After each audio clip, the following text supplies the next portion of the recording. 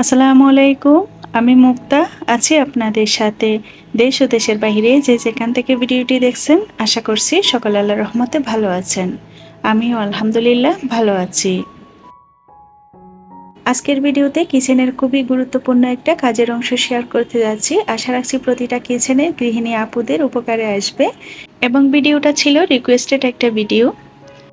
সকাল সকাল করে রেগুলার কাজকর্মগুলো শেষ করে ফেলেছিলাম। চিন্তা করেছি হালকা পাতলা রান্না করব, বাড়তি কাজগুলোতে হাত দিব, যেহেতু সে কাজগুলো করে নিতে 1-1.5 ঘন্টা সময় এক্সট্রা বেশি লাগে। তো ওই চিন্তা থেকে যেন সময়ের মধ্যে কাজ শেষ করতে পারি, রেগুলার কাজগুলো তাড়াতাড়ি করে ফেলেছি। তো রান্না করতে যাব এমন সময় সোহার বাবা মাছের বাজার পাঠিয়ে দেয়। তো মাছের বাজার নর্মালি বেশিরভাগ সময় রাতেই করা হয়। আজকে যেহেতু সকালে করা হয়েছে, এখানে 4-5 পদের মাছ পাঠিয়েছে, অবশ্য কেটে পাঠিয়েছে। আর মাছগুলোও খুব সুন্দর ফ্রেশ ছিল। সকালবেলা মাছের বাজার করলে মাছগুলো খুব ভালো থাকে, তবে রাত্রেবেলা অনেক সময় ভালো পড়ে না। হাতে যেদিন সময় থাকে মাছের বাজার করা হয়, সেদিন চেষ্টা করি একেবারে ক্লিন করে রান্নার উপযোগী করে তারপর ফ্রিজে রাখতে। এতে করে অনেকটা সুবিধা হয়, হঠাৎ করে মেহমান আসলে ঝটপট নামিয়ে রান্না করে ফেলা যায়। আবার দেখা যায় যেদিন কাজের চাপ থাকে, এক বক্স নামিয়ে দ্রুত রান্না করে ফেলা যায়। তবে আজকে যেহেতু হাতে একদমই সময় নেই, অনেকটা দেরি করে কিন্তু মাছের বাজার করে এনেছে। তো আমি শুধুমাত্র ব্লাডটা ধুয়ে তারপর বক্স করে করে আমি সুবিধা অনুযায়ী রেখে দিচ্ছি। তো এভাবে রাখলে আসলে যেদিন যেটা রান্না করব, বক্সটা নামিয়ে আবারও ভালোভাবে পরিষ্কার করে তারপর রান্না করতে হবে আর কি, ওই ঝামেলাটা রয়ে গিয়েছে। গরুর মাংস ভিজিয়ে রেখেছিলাম রান্না করার জন্য, তবে মাছের বাজার দেখার পর মত চেঞ্জ করে ফেলেছি। মাংসটা আবারও ফ্রিজে রেখে দিয়েছি, কিছু কই মাছ রেখে দিয়েছি, এখন রান্না করে ফেলবো। ফ্রেশ মাছ রান্না করলে কিন্তু অনেক বেশি মজা লাগে। আর সিয়ামার আমি কই মাছ ভুনাটা খুবই পছন্দ করি, তাই কই মাছ দেখে চিন্তা করলাম ওটাই আজকে ফ্রেশ রান্না করে ফেলি। মাছগুলো একটা পাথরের সাহায্যে খুব ভালোভাবে পরিষ্কার করে নিচ্ছি। উপরে যে মাছের গায়ে কালো আবরণটা থাকে ওটা ভালোভাবে পরিষ্কার করে নিব। এতে করে আর মাছ রান্না করার পর আঁশটে যে অনেক সময় একটা গন্ধ করে, সেটা করবে না। আপনারা অনেকেই কমেন্টস করেন যে আপু তোমার রান্নাগুলা দেখলে খেতে ইচ্ছে করে, বা তুমি রান্না করার সময় রেসিপিগুলো আরও খুব ভালোভাবে বলে দিও, কতটুকু কী উপকরণ দাও। আর তোমার রান্নাগুলা থেকে অনেক টিপস শিখতে পারি, অনেক কিছু শিখতে পারি, তখন আমার খুব ভালো লাগে সত্যি। তো আমার এটা যেহেতু লাইফস্টাইল ব্লগ ভিডিও, আমি যেহেতু সংসারে সব কাজকর্ম শেয়ার করি, তো সেক্ষেত্রে আমি চিন্তা করি শুধু যদি রেসিপি শেয়ার করতে যাই ভিডিওটা তো অনেক লম্বা হয়ে যাবে, আর শুধু রেসিপির উপরেই ভিডিওটা কিন্তু হয়ে যাবে, তো আপুরা আবার পছন্দ করবে কিনা সেই চিন্তা থেকে আসলে তেমন একটা রেসিপি শেয়ার করতাম না। তবে যে করতাম না একেবারে তা না, তবে মাঝে মধ্যে কিন্তু করতাম, পুরো রেসিপি কিন্তু আপনাদের সাথে শেয়ার করতাম, যেটা খেয়ে আমার ভালো লাগে। তো এবার যেহেতু আপনারা অনেক রিকোয়েস্ট করছেন, আমার রেসিপি পছন্দ করছেন, তো চিন্তা করেছি এবার থেকে যেটাই রান্না করি ভালোভাবে দেখিয়ে দিব এবং বলে দিব। এখানে একটা ভাজি করছি আলু আর হচ্ছে পেঁপে দিয়ে, সাথে একটা টমেটো দিয়েছি, একটা আলু, তবে পেঁপের পরিমাণটা বেশি আর কি। তো নর্মালি যে এরকম ভাজি করি সেভাবেই করে নিয়েছি, আপনারা দেখতে পেয়েছেন। সয়াবিন তেলের মধ্যে অল্প একটু জিরা রসুন কুচি দিয়ে পেঁয়াজ কাঁচামরিচ দিয়ে আর ভাজিটা ঢেলে দিয়েছি। তারপর হচ্ছে একটু হলুদের গুঁড়া আর একটু লবণ দিয়েছি, জাস্ট এই কটা মশলায়। আর যে কোনো ভাজিতে যত বেশি কম মশলা ব্যবহার করা যাবে ভাজিটা তত বেশি মজার হবে। আর ভাজিতে কোনো পানি ব্যবহার করবেন না, সেক্ষেত্রে চুলার আঁচটা বাড়িয়ে তারপর ভাজিটা করবেন, তাহলে অনেক বেশি মজা হবে। শুরুতেই আমি চিংড়ি মাছ ভাজিতে দিতে ভুলে গিয়েছিলাম, চিংড়ি মাছ দিয়েই মূলত পেঁপে ভাজিটা করছি।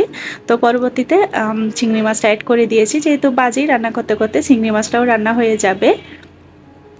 কই মাছগুলা লবণ হলুদ মেখে হালকা ভেজে রেখেছি। এবার একটা কড়াইয়ে মাছ ভাজার যে তেলটা বের হয়েছে ওই তেলটা দিয়েছি, আরও অল্প একটু সয়াবিন তেল দিয়ে তার মধ্যে জিরা ফোড়ন দিয়েছি 1 চিমটি, আর পেঁয়াজ দিয়ে ভাজতে দিয়ে এদিকে 2টো টমেটো কেটে নিচ্ছি মাছে দেওয়ার জন্য। এই মুহূর্তে যদি আপনি আমার ভিডিওটি দেখে থাকেন তো প্লিজ একটা লাইক দিয়ে বাকি ভিডিওটা কন্টিনিউ করবেন। আর যদি চ্যানেলে নতুন হয়ে থাকেন, এই ধরনের ভিডিও যদি আপনি আরও পেতে চান, চাইলে চ্যানেলটি সাবস্ক্রাইব করে রাখতে পারেন। কাজগুলো যদি অলরেডি করে থেকে থাকেন তো আপনাকে জানাই অসংখ্য ধন্যবাদ। পেঁয়াজ ভাজা হয়ে গেলে তার মধ্যে হাফ চা চামচ করে করে আদা রসুন বাটা দিয়ে তেলের সাথে আরও কিছুক্ষণ ভেজে নিয়েছি।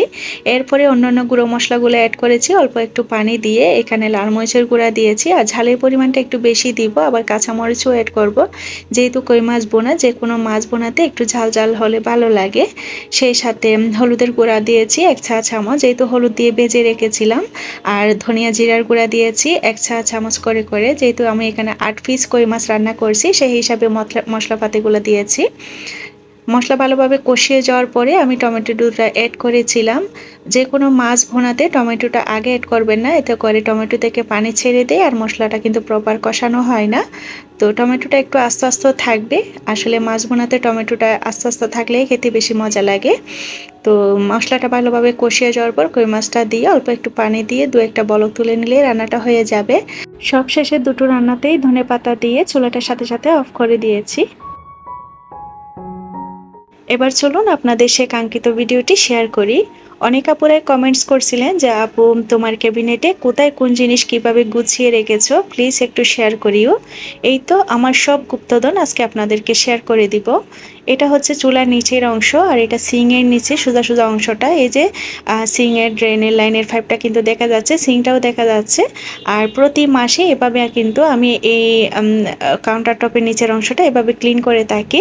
তবে উপরের অংশগুলো এত বেশি নোংরা হয় না, ওটা দেখা যায় 6 মাস পর 1 বছর পরও আমি ডিপ ক্লিন করে থাকি, মানে সব কিছু গুছিয়ে রাখি আর কি। আবার নতুন করে সব কিছু নামিয়ে পরিষ্কার করে আবার জায়গা মতো রাখি।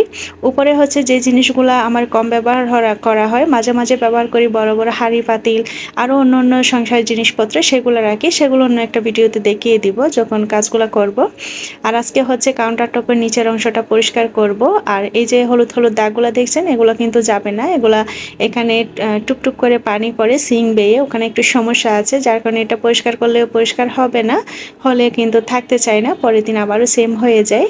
আর এই যে প্লাস্টিক মোড়ানো যে নীল কালারের ট্যাঙ্কটা দেখতে পাচ্ছেন, এটা হচ্ছে আমরা যে পানিটা খাই ফিল্টার করা, ছোট ছোট পাইপও দেখতে পাচ্ছেন, ওই লাইনটা কিন্তু ট্যাঙ্কটা এখানে রাখা হয়েছে আর কি।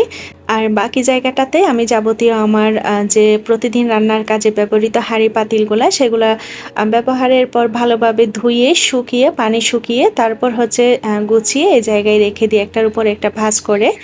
শুরুতেই আমি জায়গাটা খুব ভালোভাবে ঝাড়ু দিয়ে নিয়েছি। এরপর হচ্ছে একটা বুলের মধ্যে কুসুম গরম পানি নিয়ে তার মধ্যে একটু ডিটারজেন্ট দিয়েছি। তারপর একটা টাওয়ালের সাহায্যে ভালোভাবে মুছে নিয়েছি ওয়ালের অংশ নিচের অংশ সহ। আর এবার এটা হচ্ছে একটা গুরুত্বপূর্ণ আইডিয়া, এটা হচ্ছে একটা লাল হিট। এটা হয়তো বা আমরা অনেকেই চিনতে পেরেছি, আবার অনেকে এটা চিনি না। এটা আমার বাসায় সব সময় স্টকে থাকে, একটা শেষ হওয়ার আগে আগে আরেকটা আনিয়ে রাখি। আর যে কোনো একটা জায়গায় যদি 2-1টা চায়না তেলাপোকাগুলা যদি দেখতে পাই, যদিও আমার বাসায় কিন্তু তেলাপোকা তেমন নেই, হঠাৎ করে যদি 2-1টা দেখতে পাই, এটা দিয়ে দিলে সাথে সাথে কিন্তু উধাও হয়ে যায়, আর কখনোই ওই জায়গায় কোনো তেলাপোকা আসে না। প্রায় গৃহিণীরা কিচেনে তেলাপোকার যন্ত্রণায় অতিষ্ঠ হয়ে পড়েন। আমি বলবো সবচেয়ে গুরুত্বপূর্ণ বিষয় যেটা হচ্ছে তেলাপোকা না হওয়ার জন্য খাওয়া দাওয়া শেষে বা রান্নাবান্না শেষে কিচেনটার সাথে সাথে ক্লিন করে ফেলা, বা প্লেট বাটিগুলোর সাথে সাথে ধুয়ে ফেলা, জমিয়ে না রাখা, তাহলে কিন্তু আর তেলাপোকা হবে না। সেই সাথে কাউন্টার টপের নিচের এই অংশগুলো প্রতি মাসে যদি একবার এভাবে ক্লিন করে সব কিছু আবার গুছিয়ে রাখা যায়, তাহলেও কিন্তু তেলাপোকা হবে না। আর ক্লিন করা শেষে সব কিছু গুছিয়ে রাখার আগে অবশ্যই লাল হিটটা এভাবে একটু স্প্রে করে দিবেন, যেভাবে আমি ভিডিওতে দিয়ে দেখিয়ে দিয়েছি। তারপর সব কিছু গুছিয়ে রাখবেন, দেখবেন একটা তেলাপোকাও আর কিন্তু হবে না। প্রতিটা কিচেনে কাউন্টার টপের নিচে এই অংশটুকু করা থাকে, তো কারোটা ক্যাবিনেট করা থাকে, আবার কারোটা ওভেন থাকে, এই হচ্ছে তফাৎ। তো আমরা গৃহিণীরা সংসারের যাবতীয় সব কিছু শুকনো বাজার থেকে শুরু করে হাঁড়ি পাতিল আরও অন্যান্য টুকিটাকি সব কিছু এই অংশটাতে মোটামুটি গুছিয়ে রাখি। চুলার নিচে যে সোজা অংশটা আছে ওটাতে আমি শুকনো বাজার সদাইগুলো এভাবে কন্টেনারে করে রেখে দিই, আলাদা আলাদা পার্ট করে। আমি আমার সুবিধা অনুযায়ী আসলে সব কিছু রেখে থাকি, এই আর কি। আর সিংয়ের নিচে যে এরিয়াটা ছিল ওটাতে যে হাঁড়ি পাতিল রেখেছি, কারণ ওটাতে যেহেতু একটু একটু পানি পড়ে, তো বাজার সদাই ওখানে রাখা হয় না। এই অংশটাতেও আমি পরিষ্কার করার পর লাল হিটটা দিয়ে দিয়েছি, তারপর হচ্ছে সব কিছু আবার জায়গা মতো রেখে দিচ্ছি। কন্টেনারের উপরে আরও কিছু খালি জায়গা ছিল, ওটা কাজে লাগিয়ে নিলাম। তো সব ধরনের হাঁড়ি পাতিল মোটামুটি সিংয়ের নিচের অংশে রেখে দিয়েছি, তো ওখানে আর জায়গা হচ্ছিল না।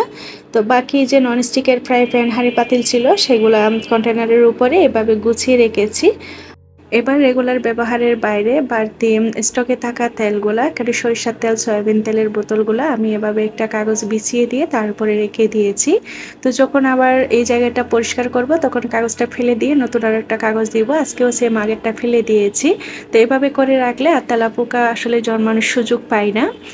তারই পাশে কাটাকুটি করার ট্রেটা রেখে দিয়েছি আর সাথে বটিটা। আর বটিটা হচ্ছে যতবারই আমি কাটাকুটি করি ট্রেটা আর বটিটা সাথে সাথে ধুয়ে শুকিয়ে তারপর আবার রেখে দিই। না হয় দেখা যায় সে বটিটা থেকে বা ট্রেটা থেকেও কিন্তু তেলাপোকা হতে পারে। আসলে আপনার বাসায় তেলাপোকা হবে কি হবে না সেটা ডিপেন্ড করে আপনার সবকিছু পরিষ্কার পরিচ্ছন্নতার উপর। এবার যে নিচে হাউসটা দেখিয়েছিলাম ওটা আসলে আমি ক্লিন করি না। মাঝে মধ্যে যে আমার ঘর মুছে উনাকে বললে উনি হচ্ছে পরিষ্কার করে দেয়। আর উনি ওই জায়গাটা আমি ব্যবহারও করি না। শুধুমাত্র ঘর মোছার কাজে সেটা ব্যবহার করা হয়। তো ওই অংশটুকু আর পরিষ্কার করলাম না। এবার এর পাশে ছোট্ট জায়গাটা পরিষ্কার করে নিলাম। তারপর হচ্ছে আমি আমার সবকিছু যেখানে যেভাবে গুছিয়ে রাখলে আমার জন্য সহজ হবে সেভাবে রেখে দিয়েছি।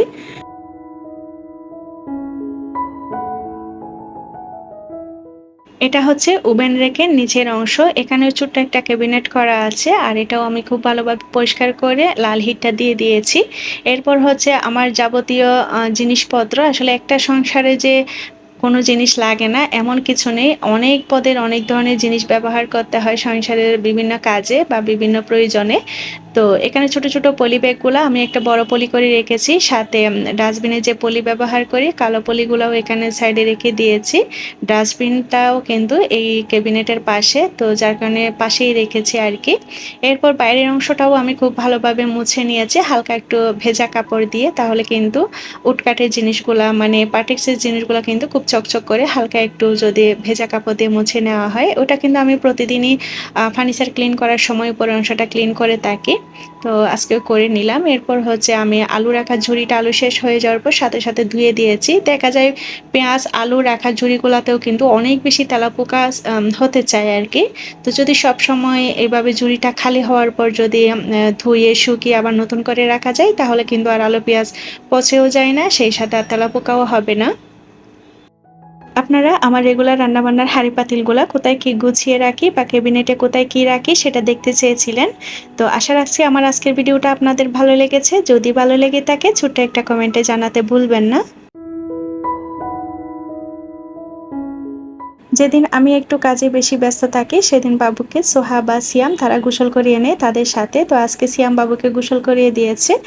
তো সোহা সিয়ামকে খাবার অলরেডি দিয়ে দিয়েছি, বাবুকে দিইনি, সে যেহেতু একা খেতে পারবে না আমি খাইয়ে দিতে হয়। আর সোহা সিয়াম তারা এখনও তাকে খাওয়াতে পারে না। তো তাদের সাথে বসে অল্প অল্প একটু খেয়েছে এই আর কি। এরপর আমার আজকে একটু দেরি হয়ে গিয়েছে যেহেতু বাড়তি অনেক কাজ করেছি, সেই সাথে ভিডিও করেছি। তারপর শাওয়ার করে হালকা পাতলা কাপড় দিয়েছিলাম সেগুলো শুকাতে দিয়ে তারপর নামাজ করে বাবুকে নিয়ে খেতে বসেছি।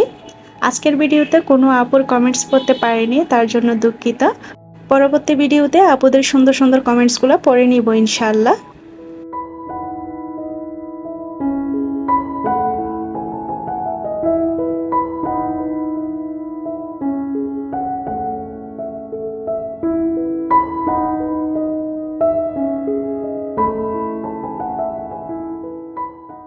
ভিডিওটি এ পর্যন্তই। আল্লাহ সবাইকে সুস্থ রাখুন, ভালো রাখুন এবং সুখে রাখুন সে কামনা করে আর আমার পরবর্তী ভিডিও দেখার আমন্ত্রণ জানিয়ে আজকের ভিডিওটা এখানে শেষ করছি। আল্লাহ হাফেজ।